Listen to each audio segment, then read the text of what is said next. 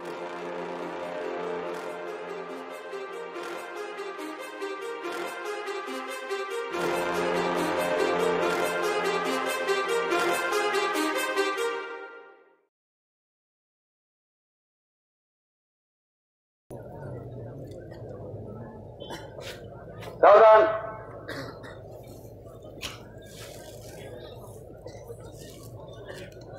कार्यक्रम चालू असताना गडबड गोंधळ बोलणं मधीच उठणं अजिबात करायचं नाही.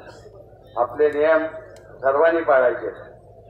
आदिशक्ती तुळजाभवानी, परमपवित्र भगवान पुण्यश्लोक छत्रपती श्री शिवाजी महाराज यांना अभिवादन करून, आदरणीय भिडे गुरुजी यांना नमस्कार करून या ठिकाणी प्रास्ताविक आणि पाहुण्यांचा परिचय हा करून देत असताना थोडस आज या ठिकाणी आपल्या स्टेजवर स्थानापन्न झालेले जे पाहुणे आहेत त्यातले एक पाहुणे नवीन जरी असले तरी सुद्धा ते आपल्यातलेच एक आहेत आणि त्यांना आपल्या संपूर्ण मोहिमेविषयी आणि आपल्या उपक्रमाविषयी 5 मिनिटं सांगावं असं मला स्वतःला वाटतं. या गडकोटाच्या माध्यमातून, मोहिमेच्या माध्यमातून गेली 34 वर्ष या ठिकाणी मोहीम होते आणि मोहीम होत असताना या दरे कपारीतून जात असताना छत्रपती शिवाजी महाराजांच्या पदस्पर्शानं ही भूमी पावन झालेली भूमी, या भूमीमध्ये ती माती आपल्या अंगाला लावावी, माती आपल्या कपाळाला लागावी आणि शिवाजी महाराजांचा आदर्श या ठिकाणी आपण बघावा, पाहावा आणि करावा या उद्देशानं या ठिकाणी आदरणीय गुरुजींनी या मोहिमा चालू केल्या. मोहिमेची सुरुवात ही पहिल्या वेळेला 250 ते 300 होती, पण आज 34 वर्षाच्या कालावधीमध्ये एवढी प्रचंड संख्या झाली. त्याच्यापैकी 30व्या वर्षाच्या मोहिमेमध्ये आम्ही आहोत. बरेच कार्यकर्ते या ठिकाणी 34 वर्ष मोहिमेमध्ये आलेले आहेत. हे असताना सुद्धा मी एक काँग्रेसचा कार्यकर्ता होतो. काँग्रेसचा कार्यकर्ता असताना ज्यावेळेला गुरुजींची माझी मुलाखत झाली आणि मुलाखत झाल्यानंतर या ठिकाणी शिवप्रतिष्ठानच्या कामाविषयी ज्यावेळेला गुरुजींनी मला महत्व सांगितलं आणि या कामामध्ये आलं ते सगळे पक्ष सोडून दिले. माझा एकच पक्ष, फक्त छत्रपती शिवाजी महाराज. हे कशासाठी, कशापासून निर्माण झालं? त्या गुरुजींच्या प्रेरणेतून निर्माण झालं. आणि ही प्रेरणा आणि ही शक्ती निर्माण करत असताना एवढं मोठं कष्ट या गुरुजींना झालेलं आहे. त्या कष्ट, अमर्याद कष्ट, आणि अमर्याद कष्टामध्ये काम करत असताना त्याचा द्योतक म्हटलं तर जवळजवळ 70 ते 75 हजार संख्या आज या मोहिमेमध्ये आलेली आहे. हे खरं 30 वर्षाचं फलित आहे. आणि हे फलित प्राप्त करत असताना या ठिकाणी प्रत्येक मावळा हा इतका बेभान आणि शिवमय वातावरणामध्ये वावरून या ठिकाणी इतका बेभान झाला की सर्व त्यांनी या ठिकाणी काय. आणि हे करत असताना या ठिकाणी आज प्रमुख पाहुणे आलेले आहेत आपल्या इथून. आपल्या सांगली जिल्ह्यातले आमदार गाडगे साहेब. तर गाडगे साहेब हे आमदार ज्यावेळेला झाले आणि आमदार होत असताना या सांगलीच्या परिसरामध्ये आपल्या प्रतिष्ठानाने या सर्व कार्यकर्त्यांनी मोठ्या हिरिरीनं भाग घेऊन त्यांना आमदार करायचं काम या ठिकाणी आपल्याच कार्यकर्त्यांनी केलं म्हटलं तरी वावगं होईल असं मला वाटत नाही. तर त्यांचा सत्कार आपल्या पद्धतीप्रमाणे, आपल्या याच्याप्रमाणे या ठिकाणी खडीसाखर आणि नारळ देऊन माननीय सेनापती अशोकराव विरकर यांनी करावा असं मी सांगतो. अशोकराव विरकर आमदारांना सत्कार.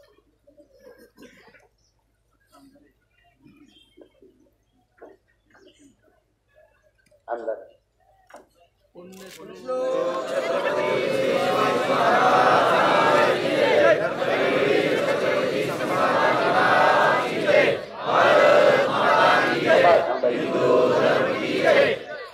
त्याचप्रमाणे या ठिकाणी बऱ्याच वर्षानंतर कोल्हापूर सोडल्यानंतर ज्या व्याख्यानाच्या निमित्तानं असो किंवा त्यांचं व्याख्यान ऐकताना एक वेगळी अनुभूती आपल्याला प्राप्त झालेली असो, असे आपले एक वक्ते या ठिकाणी मुकुंदराव दातार, ते आपल्यातले जे काय बऱ्याच महिमामध्ये ते येऊन बोलून गेलेले आहेत.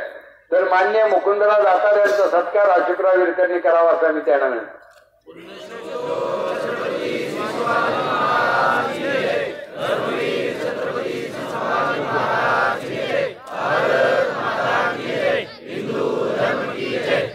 या ठिकाणी आपल्याला राजर्षी शाहू महाराजांच्या भूमिकेमध्ये ज्यांनी काम केलं आणि काम करत असताना त्या भूमिकेला योग्य अशी त्यांची शरीर असते. शाहू महाराज 6, 6.25, 6.5 फुटाच्या उंचीचे होते आणि अशीच प्रकृती होती आणि त्यांनी इतका अतिशय उत्कृष्ट अभिनय करून या लोकांच्या हृदयामध्ये त्या ठिकाणी आपला ठसा उमटवला. अनेक उत्कृष्ट वक्ते, उत्कृष्ट या ठिकाणी त्यांची वाणी या ठिकाणी आपण बोलवलं आणि गुरुजींनी त्यांना निमंत्रण केलं आणि या ठिकाणी ते आले.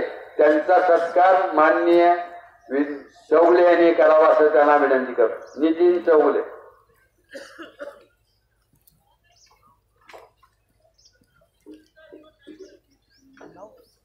मी असा का माणूस निवडला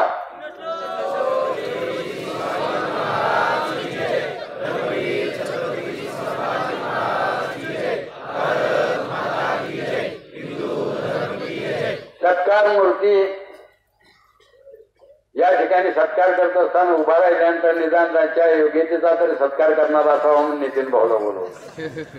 कारण प्रकृती दिशा आहे म्हणताना म्हटलं नितीन भाऊ येऊ देत आणि राहुल सोलापूरकरांचा या ठिकाणी सत्कार व्हावा. असो, या ठिकाणी हे काम करत असताना सोलापूरकर साहेब या माध्यमातून काम करत असताना दुर्गामाता दौड, शिवप्रभू दौड असो किंवा संभाजी महाराजांचा बलिदान मास हे करत असताना आता पुढच्या महिन्यामध्ये आपला बलिदान मास येणार. हे सातत्यानं या कार्यकर्त्यांच्या मध्ये एक आगळी वेगळी चेतना आणि चैतन्य निर्माण करायचं काम हे शिवप्रतिष्ठान करतंय. आणि म्हणून राष्ट्रभक्ती धारा भाग 1, 2, 3, 4 ही पुस्तकं त्या पुस्तकामध्ये गीता अशा आहेत की त्या पुस्तकाच्या गीतातलं जर गीत एखादं म्हटलं तर स्फूर्ती आणि चेतना आणि चैतन्य निर्माण करायचं काम या ठिकाणी होत. आणि अशा या गुरुजींच्या माध्यमातून काम करत असताना मी स्वतःला असा समजतोय की पांडुरंगाच्या पायाशी आपण गेलोय आणि सगळे शिवपाईक आहोत आणि शिवपाईकाच्या या ठिकाणी गुरुजींच्या माध्यमातून काम करत असताना एक आगळा वेगळा आनंद. कुणाला या ठिकाणी पगार नाही, कुणाला बाकीचं या डोंगरातून चालताय, तुम्हाला दुखलं खोकलं बाकीचं काही नाही, पण या डोंगर दऱ्यातून जात असताना शिवाजी महाराजांचा जयघोष करत या ठिकाणी सोलापूरकर साहेब सगळी मुलं येतात. आनंद आहे तो ह्या गोष्टीचा की अशी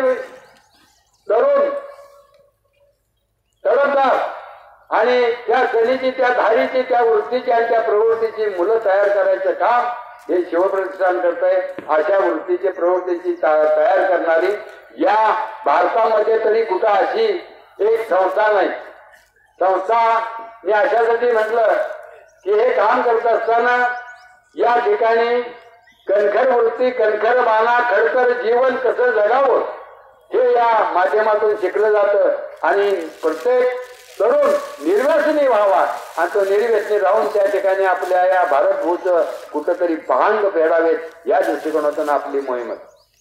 तर या ठिकाणी हे काम करत असताना सुद्धा जाता श्लोक एक तुम्हाला मानतो. कित्येक दीप विजले जरी या जगात, तळपे कधी न विजता रवी नभात, निर्मोह असंख्य हृदयी शिवसूर्य ज्वाला, सर्वस्व देतील क्षणी माय बोला, माघार ठावीन कधी हमू माय भक्त, निर्माल्य जीवन जगू शतदा विरक्त, चित्तात सातवू सदा शिवभूपतीस, काळास जिंकिला सा घडवू स्वदेश, होऊ नका चुकुर हे रुद्धत तोडी, संदेश अंतिम दिला शिवभूमतेनी, कशासाठी आणि जगावे कसे मी, विचाराला स्वतःला असा प्रश्न नेहमी, जगू पांग फेरावया आणि माये माऊचे, आम्ही मार्ग चालू त्या जिजाऊ सुताचे, या वृत्तीची प्रवृत्तीची तयार व्हावेत म्हणून अशा प्रकारचे अनेक श्लोक, अनेक गीत, 1 लाख ग्रंथ, राहुल दादा 1 लाख ग्रंथ, राजा शिवछत्रपती ग्रंथ 100 रुपयाला एक प्रमाणे या ठिकाणी दिला. दुसरी गोष्ट सगळ्यांना आहे, सगळ्यांच्या छातीवर आहेत. शिवाजी महाराज सिंहासनावर बसलेले आहेत. सिंहासनावर रूपानं या ठिकाणी प्रत्येकाच्या छातीवर त्या रायगडवर 32 मनाचं सिंहासन 4 जून या ठिकाणी अशाच पद्धतीनं संकल्प सोडला आणि तो संकल्प पुरा करायची ताकद, शक्ती आणि उर्मी या कार्यकर्त्यांच्या कोणामध्ये होणार नाही अशी माझी धारणा आहे. 32 म्हणजे 1280 किलो शिवाजी महाराजांची मूर्ती 7 किलो आणि 30 किलो तो छत्र त्या ठिकाणी उभा करायचा आहे. आणि हे छत्र उभा करताना प्रत्येकानं या धारकऱ्यांना आपलं योगदान अशा रूपानं द्यायचं आहे की ज्याला कमीत कमी पगार 30,000 असेल तर त्यांनी 1 तोळा सोनं द्यायचं महाराजांसाठी, आणि कमीत कमी पगार असेल तरी सुद्धा त्यांना 1 तोळा द्यायचं. या देव धर्मासाठी ज्यांनी 50 वर्षाची हयात आपली याच्यासाठी घालवली, त्या राजासाठी आपण काय करणार आहोत की नाही, त्या महाराष्ट्रातले आपण आहोत की नाही, त्या भारतातले आपण आहोत की नाही, हे सगळ्यांनी ध्यानात ठेवून इथं शपथ घ्यायच्या. रायरेश्वरावर शपथ महाराजांनी स्वराज्याची घेतली आणि त्या ठिकाणी प्रतापगडावर जेव्हा आपण निघालो त्या प्रतापगडावर अफजलखानाचा म्हणजे त्या शत्रूचा कोतळा काढला आणि सगळ्या सैन्यांचा नाश केला. अशा या महाराष्ट्रामध्ये तुम्ही आम्ही जन्माला आलो, फार मोठी भाग्याची गोष्ट आहे. म्हणून या भूमीमध्ये आम्हाला हे सुचत नाही, म्हणून या भूमीमध्ये आपण हे सुचलेले एवढी मंडळी आलेली आहात. तुमच्या धारकऱ्यांचं किती कौतुक करावं, जेवढं कौतुक करावं तेवढं आहे. तर या ठिकाणी प्रस्तावना मी, कारण राहुल साहेबांचं, त्यानंतर दातार सरांचं आणि गाडगीळ आमदार गाडगीळ यांची या ठिकाणी आपल्याला मनोगत ऐकायचे आहेत आणि ते मनोगत ऐकल्यानंतर सगळ्यात शेवट मनोगत गुरुजींचं होणार आहे. ते आपण सगळे या मनोगतासाठी आतुर झालेले आहेत. या ठिकाणी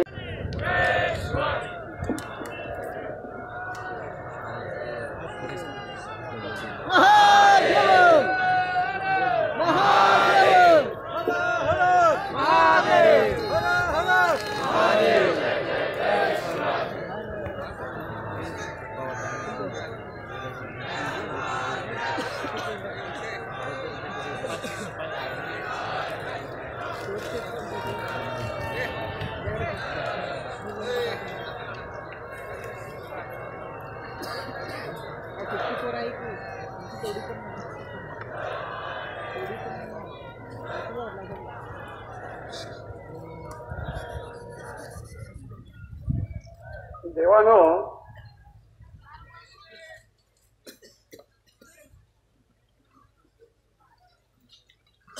आपण हा जो उद्योग करतोय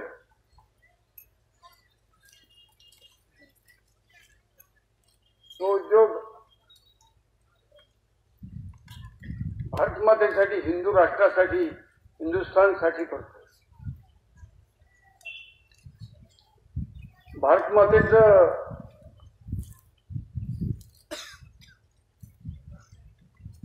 संसाराचं रूप शेकडो वर्षापासून विस्कटलेलं आहे.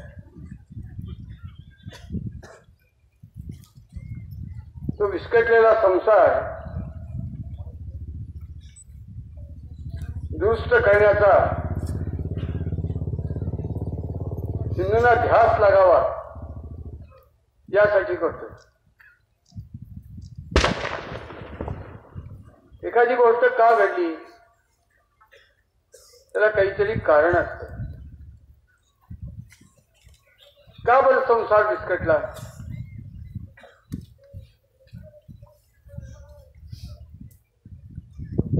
जो देश वसुधैव कुटुंबकम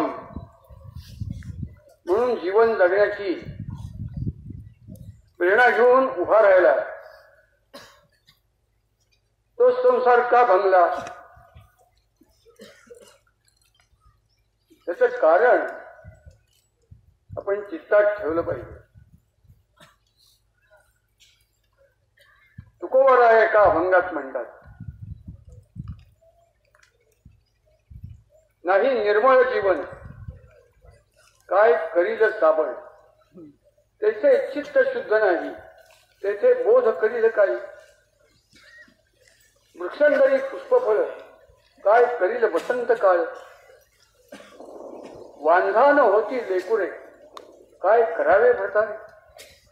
नपुसक पुरुषाची काय करील बाईल त्याची प्राण गेली या शरीर काय करील गावा तुका म्हणे जीवने विण पिक नवे नवे जाण.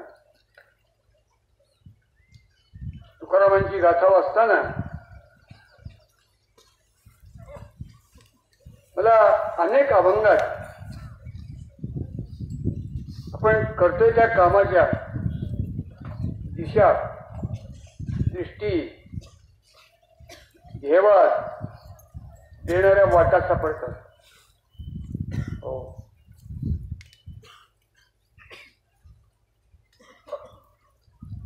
जीवन निर्मळ नाही पण हे स्वच्छ कपडे घातले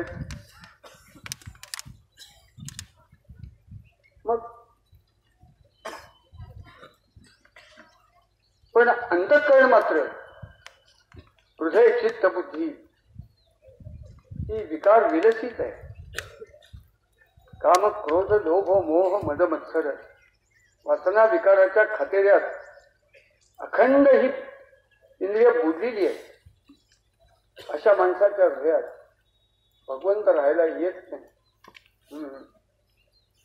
साप आणि मांजर वृत्तीने अत्यंत दुष्ट ते सुद्धा स्वच्छ जागेत राहतात. त्यांची शरीर बघा ती स्वच्छ असतात. मांजराला सापाला जर एवढं स्वच्छतेचं कौतुक तर त्या विश्वाचा आईबाप त्या भगवंताला कुणाच्या हृदयात येऊन राहताना विचार अंतःकरणात येईल का नाही. तर हा संभाजी मोठे ढवळे कपडे घालते नाही. माझा अंतःकरण काम क्रोध लोभ मोह मदमत्सर सगळ्यांनी धडपडलेलं उथमलेलं असेल. भगवंत माझ्या हृदयात राहायला येणार. मग शेकडो तीर्थक्षेत्रांच्या यात्रा तू कर कधी येणार.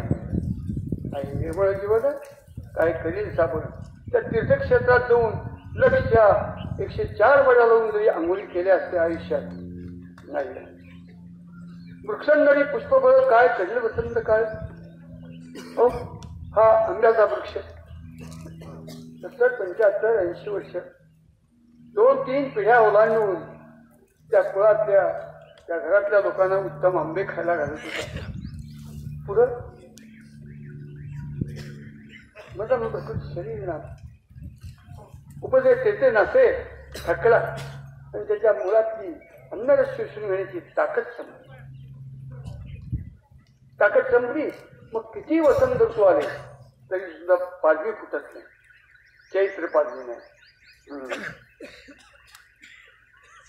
मोहर नाही फल धारणा नाही. वृक्षंधरी पुष्पफळ काय करील वसंत काळ. किती वसंत ऋतू आहे फल धारणा नाही. मग कुणीतरी माझ्याकडं नातेवाईकापैकी येतो काही कारणाने. नाही गुरुजी 27 वर्षापूर्वी मी आलो त्यावेळेस किती अप्रतिम होता. बर एकदम त्याचा खराटा झाला. कितीतरी फांद्या उपफांद्या मग तोडून का टाकत नाही तुम्ही. तो वाटलाय तर ज्या गाईचं दूध प्यायलं आईचं प्यायलं तर आईच्या नंतर तिने दूध दिलं. हा ती गाय घरातच गेली पाहिजे कसायला नाही. तसे या म्हटलेल्या वृक्षावरती कुऱ्हाड नाही चालवणार. तसाच नाही. वृक्षांधरी पुष्पफळ काय करील वसंत काळ. वांधाण होती लेकुरे काय करावे प्रकारे. ती 19 वर्षाची तिचा पती 24-25 वर्षाचा. संसार उभा राहिला. सासरची माहेरची माणसं मोठ्या कौतुकाने ओढीने वाट बघत असतात की तुळजाभवानी भगवान विष्णू कुणीतरी आपल्या घरात येईल. 2 वर्ष झाली 4 वर्ष झाली 10 वर्ष झाली 12 वर्ष झाली अपत्य होत. मग कुणीतरी सांगतं की हे बघा मी ऐकलंय आणि नुसतं ऐकलं नाही तर त्याप्रमाणे औषध घेतलं आणि त्यांना अपत्य झालं. 14 वर्षानंतर झालं. मी घ्या ना. ते कर्णावतीचे डॉक्टर हेमंत देसाई वंजत्व आणि नपुसकत्वावरती प्रभावी उपाय सांगून, आणि ते सुद्धा निःशुल्क उपाय सांगतात. तुम्ही एकदा जा ना. ते पती पत्नी 10 वर्षापूर्वी 12 वर्षापूर्वी विवाहित झालेली असतात. हो, अपत्य असावं अशी ओढ असते अंतःकरणात. जातात. तिथे गेल्यानंतर डॉक्टर हेमंत देसाईंना भेटतात. मग हेमंत देसाई म्हणतात की मला क्षमा करा, नाही मी इतका वेगळा आहे, तुम्ही 1-2 महिन्यानंतर माझ्याकडे या. I shall go through the fight. त्यांनी आतापर्यंत काय काय उपाय केले, काय तर नेतात कागदोपत्री साहेब. परत 2 महिन्यांनी येतात. हेमंत देसाई म्हणतात तुमच्या आज्ञेप्रमाणे आलो आहे, आम्हाला औषध पाहिजे. हेमंत देसाई म्हणतात I have gone through the fight, I have studied it complete. पण सांगू का, मी तुम्हासारख्या अपत्य व्हावं, संतान व्हावं म्हणून आतुर असलेल्या लोकांना मी कधीच खोटं बोलत नाही आणि तुम्हाला तर बिलकुल बोलणार नाही. तुम्हाला अपत्य होणार. त्या पतीपेक्षा पत्नी तीव्र असते लेकराच्या बाबतीत कायम. हो, ती म्हणते का हो, तर ते म्हणतात मी सगळं वाचलंय, बघितलंय आणि तुमच्याशी बोलतो. आतापर्यंत माझ्या माहितीतली सगळी औषधं घेऊन झाली.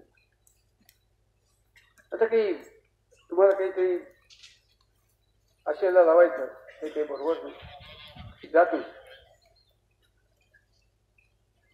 एखाद्या अनाथ अर्भकालयात जा, अर्भक घ्या.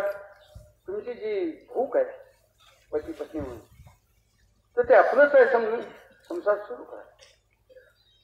ती जास्त तीव्र असते. ती म्हणते डॉक्टर साहेब का बरं, तुमच्याजवळ विशेष औषध आहे असं आम्हाला कळलं. ते म्हणतात की एखादा विद्यार्थी 35 गुण मिळवावे लागतात, त्याशिवाय उत्तीर्ण होत नाही. काही तुमच्या रक्ताच्या तपासण्या 3-4 मी पाहिल्या. त्या तपासणीत प्रत्येक वेळेला एकच येते की स्त्री म्हणून गर्भधारणा होण्यासाठी जेवढे कण तुमच्या रक्तात लागतात, परीक्षेत उत्तीर्ण होण्यासाठी 35% लागतात. नसतील तर ग्रेस मार्क 30 असतील तर 35 होतात. तसं तुम्ही ते तुमचं स्त्रीत्वाचे कण वाढण्यासाठी औषधं घेतली, परंतु तो ग्रेस मार्क भगवंतांनी तुम्हाला दिला नाही. तुमच्या 100 स्त्री तुमच्या रक्तातले 100 कण घेतले तर त्याच्यात फक्त 23 कण स्त्रीत्वाचे आहेत, 77 कण नाही आहेत. स्त्रीत्वाचा त्याच्यात गुण नाही आहे. त्यांची प्रकृती उत्तम आहे, पण तुम्ही उत्तीर्ण होऊ शकत नाही. तुम्ही जा, अनाथालयात जा, अर्भक घ्या, संसाराला जा. दुसरं एखादं कुटुंब जातं त्यांना सांगतात की साहेबांची प्रकृती एकदम उत्तम आहे. हो, 100पैकी 98% स्त्रीत्वाचे गुण आहेत. पण अण्णा, तुमच्या ह्याच्यात 29% पुरुषत्वाचे कण आहेत. 100 कणापैकी ग्रेस मार्क ऐन तारुण्यात असताना तुम्ही मिळवण्याचा प्रयत्न केला, नाही होत आहे. दुःख मानू नका, देणे ईश्वराचे. जा, अनाथालयात जा, आपला अर्भक म्हणा आणि संसाराला लागा. काय आहे बरं, वांधानं होती लेकुडे. वंध्य महिला, वंध्यत्व असलेली महिला, तिच्या रक्तात गर्भधारणा होण्या इतकी ताकद असलेले रक्ताचे कण नाही आहे. वांधे स्त्रीत्व नाही, नपुसकात पुरुषत्व नाही. हो, तोच दोष नाही, तोच दोष हिंदू समाजात आहे. पुढे ते काय म्हणतात की प्राण गेली आहे शरीर काय करील विवाह. त्या संभाजीच्या देहातला प्राण ह्या देहात न जाऊ दे. 2 नाकपुड्या, 2 डोळे, 2 कान, 1 मुख, 1 गुदद्वार, हे नाभिकमन आणि वरचं ब्रह्मरंध्र. कुठल्या तरी मार्गाने प्राण जातो निघून आणि तो संपतो मनुष्य. काय तुटलेलं फळ जसं चिकटवता येत नाही तसं गेलेला प्राण माणसात घालता येत नाही. विज्ञानाची किती प्रगती होईल नाही त्याचा उपयोग. गोष्ट अशी कृत्रिम श्वासोश्वास करण्याची पद्धती निघाली. किती दिवस ठेवता येते पण ते सगळ्यात खोट आहे. प्राण दिली या शरीर काय करील. तुका म्हणे जीवने विना पिक नव्हे नव्हे जाण. पाणी नाही तर भले ही जमीन 300 फूट खोदली तरी तुझा खडा सुद्धा सापडणार नाही. इतकी छान गाळाची उत्तम उत्तम जमीन नाही पीक येणार. अर्थात ह्या अभंगाचा पाणी नाही तर शेती नाही, प्राण नाही तर जिवंतपण नाही, पुरुषत्व नाही तर संतान प्राप्ती नाही, स्त्रीत्व नाही भरभरून तर गर्भधारणा नाही. वृक्ष वाटलाय हो किती वसंत ऋतू येऊन फलधारणा होणार नाही. चित्त शुद्ध नाही तर भगवंत राहायला येणार नाही. देशाच्या देहात राष्ट्रीयत्व नाही तर राष्ट्र उभं राहणार नाही. हा देश शेकडो वर्षापासून राष्ट्रीयत्वापासून दूर असलेला हो ग्रेस मार्क मिळून सुद्धा पास न होण्याच्या अवस्थेतला देश आहे. त्या देशाच्या देहात हे राष्ट्रीयत्व स्फुरवायचं असेल, फुंकर घालायचं असेल, हो त्याच्या रक्तातलं बंजत्व आणि नपुसकत्व नाहीसं करायचं असेल, त्याचं बठलेपण घालवायचं असेल, देशात राष्ट्रीयत्वाचा प्राण बंद करायचा असेल, नान्य बंधा विद्यते अयना. दुसरा सुटकेचा मार्ग नाहीये. हो एकच मार्ग या समाजात पहिल्यांदा राष्ट्रीयत्वाचा प्राण घातला पाहिजे. राष्ट्रीयत्व म्हणजे काय? तुकाराम महाराज म्हणले नका जाऊ आड आणे ऐची गरजेची पुराणे. ऐका भाविकजन कोण कोण म्हणते तार्किकांचा टाकासंग लुंगे खरे बुडाले. राष्ट्रीयत्वाचा इथं मोठा चौथा तुसडा करून टाकलाय सगळ्यात बुद्धिमान लोकांनी. त्याला आपण सुशिक्षित नावाची फार मोठी गांजाळजात हो उत्तरोत्तर वाढत चालली. ते राष्ट्रीयत्व म्हणजे काय? राष्ट्रीयत्व म्हणजे हिंदुत्व. सूर्य म्हणजे काय? सगळ्या जगाचा संसार चालवणार तो सूर्य. राष्ट्रीयत्व म्हणजे काय? हिंदुत्व. त्या हिंदुत्वाचा जोपर्यंत स्फूर्त असा धरा हिंदूंच्या अंतःकरणात व्हायला लागणार नाही तोपर्यंत ही अवस्था बदलणार नाही. राष्ट्रीयत्वाची जसं नाण्याला 2 बाजू तसं राष्ट्रीयत्वाची बाजू एक अशी आहे. आपली धरती, आपली माती, आपली संस्कृती, आपली परंपरा, आपला धर्म, आपले पूर्वज, आपल्या चाली रीती रूढी पद्धती, आपले आदर्श, आपला इतिहास ह्याच्याबद्दल अति अति अति अति अति अति अति तीव्र प्राणापेक्षाही जास्त तीव्र अभिमान माणसाला जास्तीत जास्त. कुणाबद्दल प्रेम असतं? स्वतःच्या देहाबद्दल प्रेम असतं. कुणी काही म्हणो. एक फक्त आई नावाचा पदार्थ मूर्ख आहे की तिला देह ओलांडून अपत्याबद्दल प्रेम असतं. ह्या सगळ्या गोष्टींच्या बद्दल अति अति तीव्र प्रेम अभिमान आत्मीयता ही त्या राष्ट्रीयत्वाच्या नाण्याची एक बाजू आहे. आणि दुसरी बाजू या सगळ्या गोष्टींच्या बद्दल ज्यांच्या अंतःकरणात द्वेष, राग, चीड आणि शत्रुत्व आहे त्या सगळ्यांच्या नाशाची तीव्र भूक ते राष्ट्रीयत्वाचं दुसरं नाणं आहे. ते राष्ट्रीयत्वाचं नाणं हिंदूंच्या तांबड्या पांढऱ्यापेशी डाव्या उजव्या काळजात लहान मोठ्या मेंदू रक्ताच्या थेंबाथेंबात भिनवणं, बिंबवणं, ठसवणं आणि निर्माण करणं हे खरं ह्या देशाला राष्ट्र म्हणून लागणारी जी ताकद ते देणारं काम आहे. ते काम शिवछत्रपतींनी मागच्या काळात केलंय. त्यांचं ते अवतार कार्य शिवछत्रपतींनी हे अवतार कार्य केलं.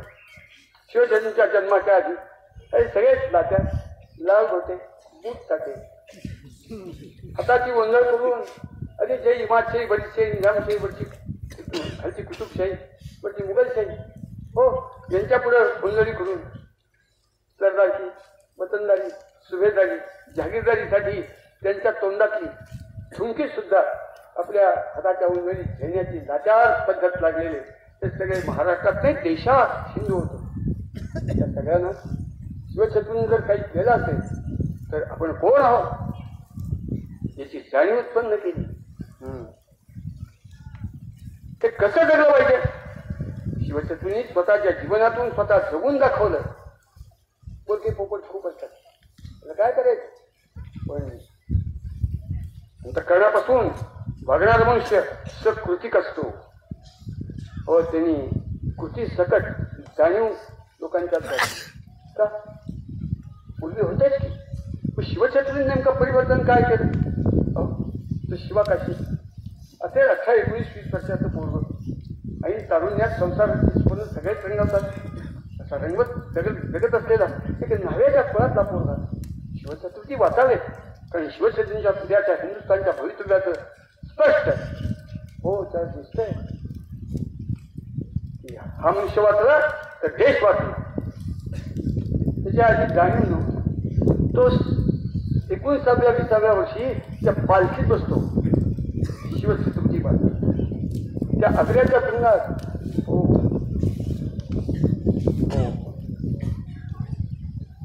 त्या मृत्यूशय्येवरती झोपतो. का झोपतो? शिवछत्रूंच्या संपर्कातून ती जाणीव उत्पन्न झाली होती. मरावे मातृसाठी आम्हाला भिडे, जगावे मातृसाठी आम्हाला भिडे, लढावे मातृसाठी आम्हाला भिडे एक. ही जी देशादेवा धर्मासाठी जगण्यात आणि मानण्यात आनंद मानणारी भक्ती शिवछत्रूंनी पुण्याखालची 12 मावळ, जुन्नरखालची 12 मावळ ह्या 24 मावळात स्वतः जगून उत्पन्न केली. जगावे कसे हिंदूंनी या जगात, जसा सिंह रहे गिरीकंदरात, कुणी ना तयाला अभिषेक केला परिमानची प्रणिराजा तयाला. कुणी सप्तसिंधू सप्तगंगांचं जल कब्जामध्ये घेऊन त्या सिंहाला अभिषेक केलेला नाहीये, पण सिंह स्वतःच्या ताकदीवरती जंगलाचा, वनाचा, अरण्याचा, काननाचा राजा बनतो. त्यांनी सांगितलं की लाचार होऊन कधी कठीणा जगावे. लाचार म्हणून जगण्यापेक्षा एक क्षण आपण गरुड म्हणून जगूया, पण त्यात शिल्लक म्हणून अजिबात नव्हतं जगायचं. 1 मिनिट सिंह म्हणून जगूया, परंतु कोलपुत्र गांडूळ बेडूक म्हणून नाही जगायचं. हे जे स्वतःच्या जीवनातून आपल्या संपर्कात आलेल्या लोकांच्या परिवर्तन घडवलं, त्या परिवर्तनाचा परिणाम म्हणून पूर्ण ते विश्वनाथ काशीनाथ राजवाडे मराठ्यांच्या इतिहासाची साधने 23 खंड लिहिले. त्या 23 खंडामध्ये 7व्या खंडात खालून दुसरा परिचय 187 पानावरती ते म्हणतात की शिवछत्रपती ज्या वेळेला जन्मले त्यावेळेला हिंदुस्थानची स्थिती काय होती.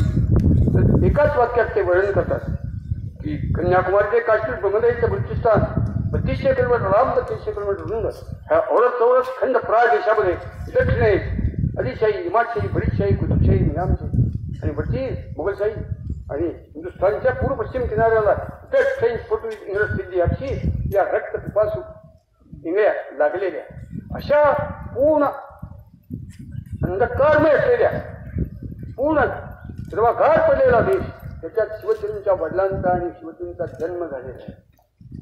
हो, अशा देशात एक विलक्षण परिवर्तन शिवछत्रपतींनी स्वतःच्या कृतीतून, स्वतःच्या जीवनातून घडवलं.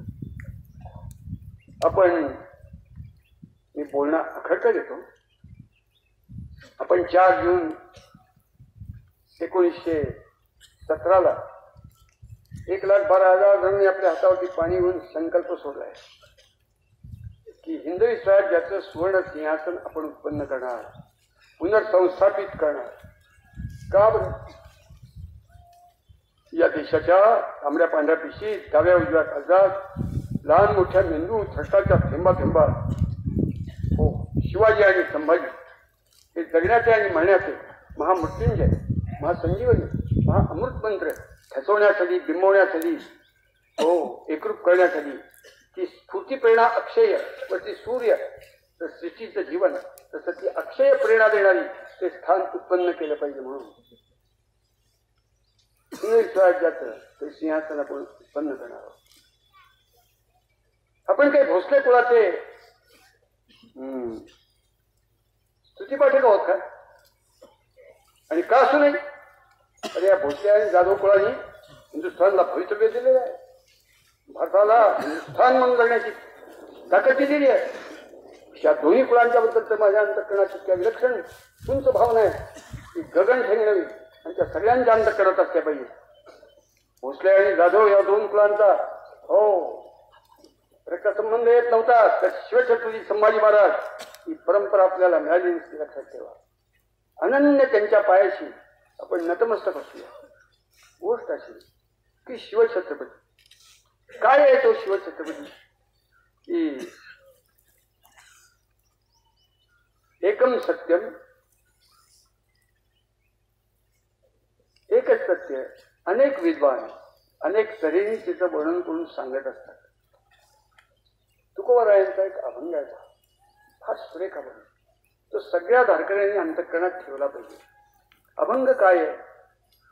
अभंगाचा आहे की षड्गुण ऐश्वर्य संपन्न याची देवाचे लक्षण. वरकड कोठे काही एक आहे एक नाही. सकल गुणे संपन्न एक भगवंती जाण. तुका म्हणे जे जे बोला ते साधे अर्थ. षड्गुण ऐश्वर्य संपन्न सत्य न्याय नीती धृती धर्म आणि सुधारता करुणा हे गुण ज्याच्यात आहेत असतो देव माणूस. आपण म्हणतो अहो मी असं म्हणून नका त्या माणसाबद्दल तो देव माणूस. म्हणजे हे 6 गुण ज्याच्यात तो देव माणूस. वरकडे कोठे काही मग माझ्या तुमच्या सगळ्यात 4 गुण आहेत, 2 गुण आहेत, 3 गुण आहेत, काहीच नाही. अंधारा सगळ्या गुणांचा. असे वरकडे कोठे काही सकल गुणे संपन्न एक भगवंती जाण.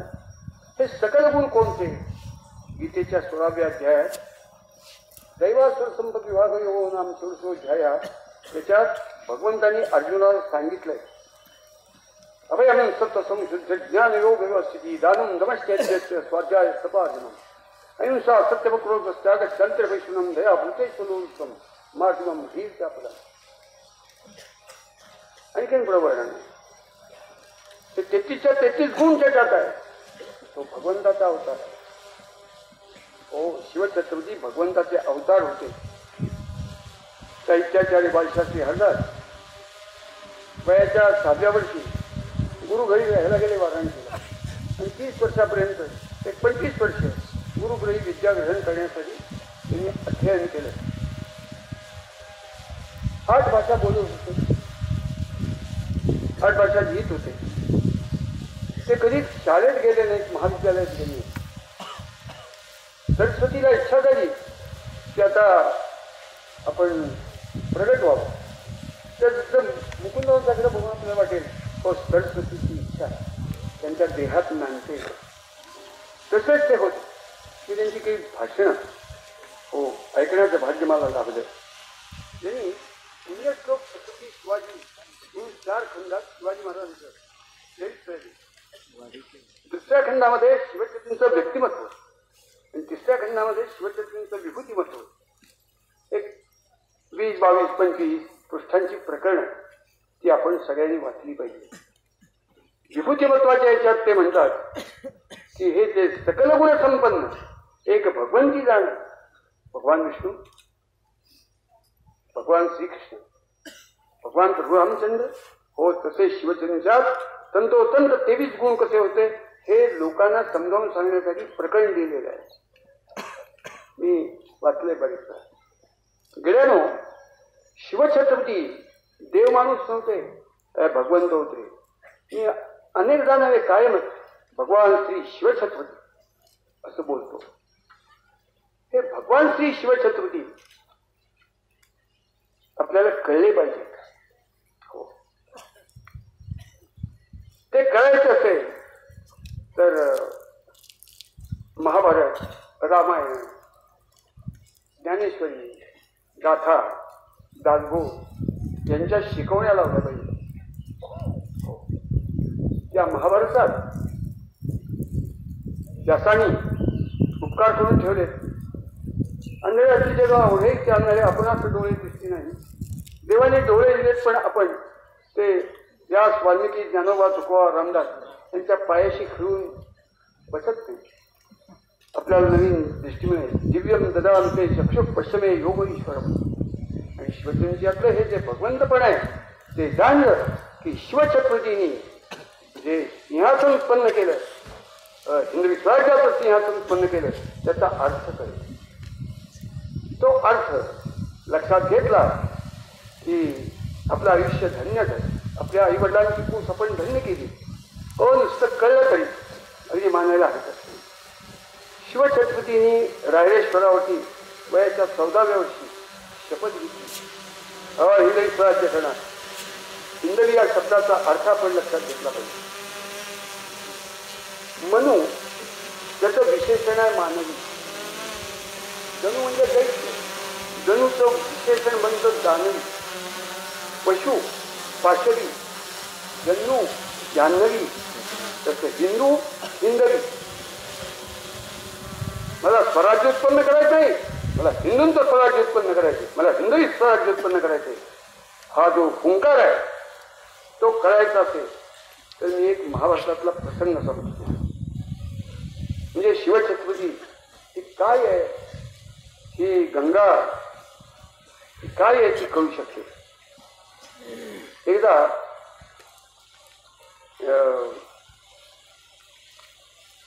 सगळा कुरुक्षेत्राचा प्रकार घडला.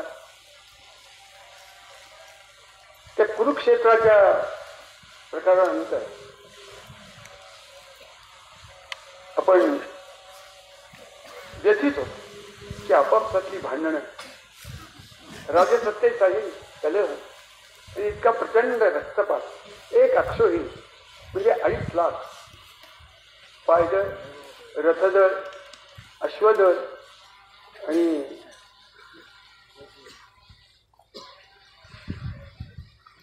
रथदळ, अश्वदळ, पायदळ.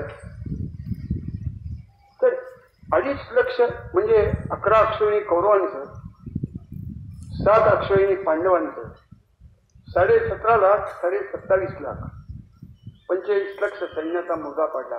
म्हणजे हे सगळे हो यद्राज्य सुखलो वेना हिंदू स्वजन मुद्दता हे पेटले. पण त्याच्या आधी पांडवांना पाण्यात बुडून मारण्याचा प्रयत्न झाला, अग्नीत जाळून मारण्याचा प्रयत्न झाला. लक्षात राहा, पांडवांना अन्नातून विष घालून मारण्याचा प्रयत्न झाला. तीनही प्रयत्न फसल्यानंतर तो शकुनी हरामखोर आणि दुर्योधन दुःशासन कर्ण हे तसलेच बदमाश एकत्र झाले आणि त्यांनी कुटील डाव रचला की अरे यानं मारल्याशिवाय आपल्याला आपलं राज्य म्हणजे पांडवांचं राज्य ठरवता येणार नाही. आणि त्यांनी मुद्दा काढला की आपण हे करूया, युद्ध खेळूया. क्षत्रियांनी युद्धाला आणि युद्धाला निमंत्रण दिल्यानंतर, आव्हान आल्यानंतर खेळलाच पाहिजे. त्याचा क्षत्रियत्व कलंकित होईल. पत्करलं, इकडे कौरव इकडे पांडव. त्या दूध खेळण्यात तो बदमाश होता शकुनी. तो मोठा अति आतल्या गाठीचा हो. आणि प्रत्येक दान पांडवांच्या विरोधात कौरवांना पडायचं. मग शेवटी काय झालं की तो छद्मी दुर्योधन सगळ्यात झाले, पणाला लावलं, सगळं राज्य जिंकलंय. पण अरे तुझी पत्नी आहे की, तुझी पत्नी आहे, पत्नीला पणाला लावली त्या द्यूतात म्हणजे जुगारात. ते दान त्यांच्याच बाजूनी पडलं. ती आता दासी झाली. आणि तो नीच दुर्योधन आपल्या मांडीवरचं वस्त्र असं बाजूला करून म्हणतो, दुःशासना बघतोयस काय, अरे जा जा, पलीकडे बसली ती आतल्या बाजूला, तिला धर्माण माझ्या मांडीवरती तिचं स्थान आहे. असला हलकट बोलला. मेलेलं पुत्र उठून आणावं तसं तो तिला आणायला गेला. येत नाही म्हणजे तिला उडून आण. त्या डोक्यावरचे केस धरून रेल्सोला अवस्थेत असलेल्या द्रौपदीला तिने ओढून आणलं आणि तिचं वस्त्रहरण करण्याचा नीच प्रयत्न केला. द्रोणाचार्य, कृपाचार्य, भीष्माचार्य मोठे मोठे बुद्धीचे साधक वंदनीय व्यक्ती. तर एकाने विचारलं, भीष्माचार्य तुम्ही तरी लक्ष घाला, हे थांबवा, हे अत्यंत वाईट अति दुष्ट प्रकार चाललाय, तुम्ही थांबवा. त्यावेळेस ते विद्वान म्हणजे सुशिक्षित अर्थस्य पुरुषो दासा, मी त्यांचं अन्न खाल्लंय, मी त्यांच्या विरोधात असं बोलू शकत नाही. चक्षुच ते बोलले. झालं. पांडव मग नकुल, सहदेव, भीम, अर्जुन, स्वतः तो युधिष्ठिर सगळे पणाला लागले. पूर्ण पांडवांचं राज्य हे जिंकलं गेलं द्यूतातून. रक्ताचा थेंबेने सांडता आम्ही स्वातंत्र्य मिळवलं, हा जो नपुसक विचार आपण बोलतो तसंच रक्ताचा थेंब न सांडता कौरव आणि पापाच्या मार्गाने ते मिळवलं. 13 वर्ष वनवास, 1 वर्ष अज्ञातवास, सगळं काम्यपण अद्वैतपण भोगलं केलं सवरलं. आणि धरार्थाच्या पदरी न करू देता पाची पांडव आणि द्रौपदी अत्यंत हीन जीवन जगून परत शमीच्या वृक्षाच्या ढोलीत ठेवलेली शस्त्र घेऊन परत माघारी आले. सूर्योदयानंतर घरच्यातून उडालेलं पाखरू परत घरच्यात यावं तसं ते जाणार कुठं, ते हस्तिनापुरात आले. हस्तिनापूर गाव मोठं, भोवती जंगल, त्या जंगलाच्या काठावरती हस्तिनापूर नगरात दूर समाजापासून ताड बाड सार तोडले, त्यांची मोठी मोठी पानं चिखल कालवला, अडवे उभे वासे तयार केले आणि एक झोपडी बांधली, अंगावरती बलगण केलं. 14 वर्षे अत्यंत निकृष्ट जीवन जगून निश्चित झालेली शैली आहे असे पांडव राहायला लागले. नेले वारे हाती माप,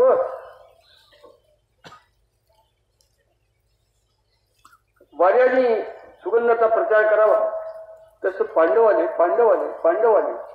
मग गावातले हजारो शेकडो लोक पांडवांच्या वरती गुजरलेली ही आपत्ती लोकांना वाईट वाटत होती. भेटायचे, काही आणून द्यायचे, खायला नेसायला, असं चाललं होतं. ती वार्ता नेली वारे हाती माप, समर्थ तो माझा बाप. हो, त्या द्वारकेत राहणारा जो द्वारकेचा राणा भगवान श्रीकृष्ण त्यांच्या कानावरती वार्ता गेली.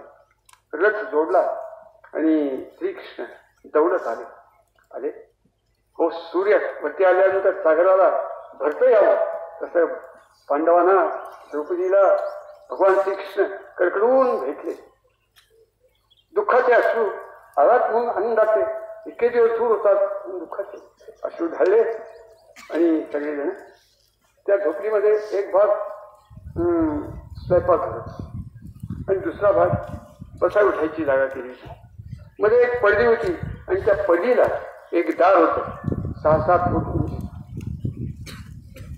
15 मिनिटं, 20 मिनिटं, 25 मिनिटं खूप काही बोलणं करणं झालं. सुखाच्या दुःखाच्या प्रसंगांची आठवण झाली. भगवान श्रीकृष्ण हे पांडवांचे आणि त्यांचे आत्तेमामे भावंड आहेत. खूप काही बोलणं झालं. अर्धा पाऊण तास गेला आणि तशी द्रौपदी उठली आणि ती आतल्या बाजूला प्रवेशद्वारा म्हणजे स्वयंपाकघर आणि बसण्या उठण्याच्या खोलीत जी भिंत होती त्या भिंतीच्या उभं एक दार होतं. त्या दाराच्या आड जाऊन घ्यायची. तशी भगवान श्रीकृष्ण म्हणतात, पांचाली तू का उठली, बस. नाही, उभी जात. माय बहीण लज्जा संकोच असतो, ती गेली, उभी राहिली. पाऊण तास होऊन गेलेला होता. आणखीन पुढं अर्धा पाऊण तास झाला. 14 वर्षानंतर भेटलेले जीवाभावाचे लोक आणि गप्पा काही थांबेनात. तसं त्या भिंतीच्या आडून त्या दारातून आपलं डोकं बाहेर काढून ते काय बोलतायत त्या ऐकणारी पांचाली गरजली. म्हणजे म्हणली, भगवंता सगळेच जण आम्हाला भेटायला येतात, तसाच तू सुद्धा आलायस का? आम्हाला लाक्षागृहात जाळून मारण्याचा प्रयत्न केला, पाण्यात बुडून मारण्याचा प्रयत्न केला, अन्नातून बीज घालून मारण्याचा प्रयत्न केला. हे टप्प्याने सगळं आमचं राज्य लुबाडलं. मात्र हो, सहन करण्याचा हलका गणना केला. झालेल्या अन्यायाबद्दल, आघाताबद्दल, हो घावाबद्दल याचा सूर घेतला पाहिजे, याचं फेडलं पाहिजे. असं काही बोलशील तर नुसत्याच गप्पा मारत बसलाय तुम्ही. किती वेळ मारणार गप्पा? अशी ती कडाडली. हस्तक्षेत्रात 20 कडे हवे काय अशी ती कडाडली. तर ते पाची पांडव आणि भगवान श्रीकृष्ण जमिनीकडे टकलून बघत एकमेकाकडे न बघता 2 मिनिटं 4 मिनिटं 5 मिनिटं काही काळ गेला तशी ती परत करायची. गप्पा का बसतात? मी बोलते त्याचं उत्तर द्या ना. 14 वर्ष गेली आयुष्याची. निरपराध असताना असं भोवावं लागलं. त्याचा सूर घेणार का नाही? तरी काही कोणी बोले ना. 2 मिनिटं गेल्यानंतर ती म्हणली बोला की. तरी बोले ना. तशी ती म्हणली भगवंता तुला सांगते माझे 5 पती आहेत, पण ह्या 5 पतीपैकी नकुल, सहदेव, अर्जुन आणि युधिष्ठिर काही करतील त्याच्यावर माझा विश्वास नाही. करेल तर तो भीमच करेल.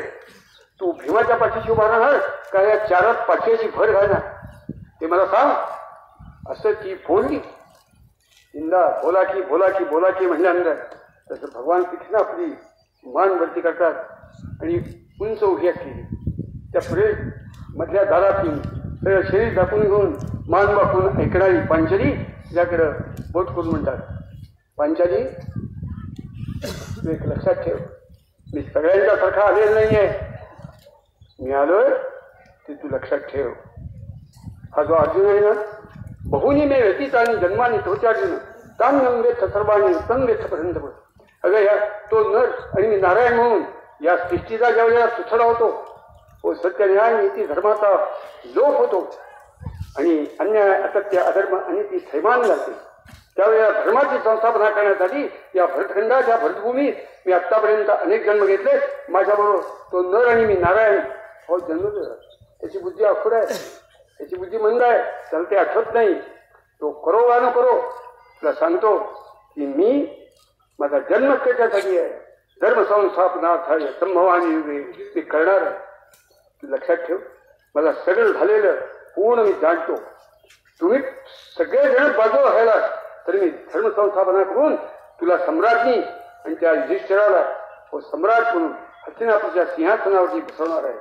आणि तुला एक सांगतो की ह्या गोष्टी घडवण्यासाठी मी कालावधी जाऊ देणार नाही. लगतच्या लगत मी तत्काळ हे करणार आहे. त्या गोष्टीला मी लागलोच आहे तयारीनं. आणि आश्चर्य वाटेल तुम्हाला की पांडव माघारी आल्यापासून फक्त 3 वर्षात हो कुरुक्षेत्राचं युद्ध झालंय. 3 वर्ष संताचं युद्ध झालंय. बादशाह ते हरदास बोलतात.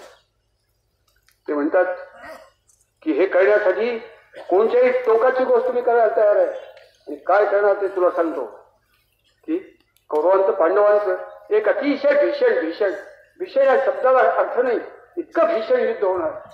लक्षावधी लोक मारणार हो, सगळ्यांचा नाश होणार आणि तुम्हाला हे राज्य परत मी अर्पण करणार. पण ते बोलतात ते संस्कृतमध्ये. पूर्वी संस्कृत हीच भाषा सगळ्यांची बोली भाषा होती. आमच्या आईने आमच्याकडनं ते श्लोक पाठ करून घेतले. लहानपणी पाठ झालेले विसरत नाही. ते तिला म्हणतात पंचाली लक्षात ठेव. रोदिष्यंती श्रेयो एवं निशाम क्रुद्धास भावनी संशुन्नान शोधो प्रतिदान निहतार वल्लभान वीक्ष शयानां वसुधातरे यत् समर्थं पांडवानां तत्कर्ष्यामाशुषा सत्यन्ते प्रतिजानीहि राज्ञां राज्य भविष्यति भवेद्यु भगवान शिरे पृथ्वी शकली भय शिष्य तोय निधि कृष्णे नमे मोहम वचो. पांचाली याचा अर्थ असा आहे की अगं लक्षावधी लोक मरून पडले असतील. रक्तामाताच्या चिखलामध्ये पडलेली प्रेत हो त्या प्रेतात कुणाचा पती आहे, कुणाचा भाऊ आहे हो, कुणाचा मुलगा आहे. तेथे त्या माता भगिनी आपला मुलगा आपला भाऊ आपला पती दिसतोय का कुठं मेलेले आहे याचा शोध घेत या सूर्याच्या देखत लक्षावधी माता भगिनी आपलं ऊर बरोबर त्या रक्तवासाच्या चिखलातून आपल्या पतीचा आपल्या भावाचा आपल्या मुलाचा शोध घेत चिंता नसतो. तुला पुढे सांगतो की यावेळी दुपारी 12 वाजता कडकडीत ऊन असताना सुद्धा वाटावं आणि अमावस्येची रात्र आहे की काय. कारण घुबडं किराडं घाडी हो यांचे कावळे यांचे थवे चाथवे भरून पडलेल्या त्या लक्षावधी प्रेतांचं मांस खाण्यासाठी आकाशात कळपच्या कळप थवेच्या थवे येत असतील. आणि ज्या पुढा एखादीला आपला